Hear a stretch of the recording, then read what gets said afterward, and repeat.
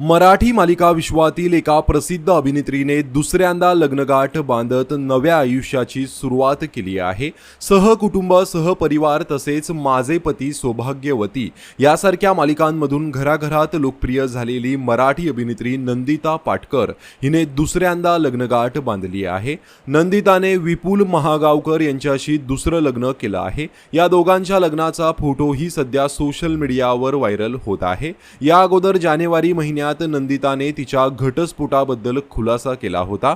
नंदिता एका मुलाखतीत म्हणाली होती, इंडस्ट्रीत आल्यानंतर लगेचच आम्ही सेपरेट झालो होतो. त्यावेळी त्या परिस्थितीसोबत मी चाचपडत होते. मी एकटी राहायला लागले होते. सगळं मला एकटीलाच करायचं होतं. त्या फेजमध्ये स्वतःला सांभाळणं आणि हसरा फेस ठेवून ती इमेज कंटिन्यू करणं ही तारेवरची कसरत होती, असा खुलासा नंदिताने तिच्या पहिल्या घटस्फोटाबद्दल केला होता.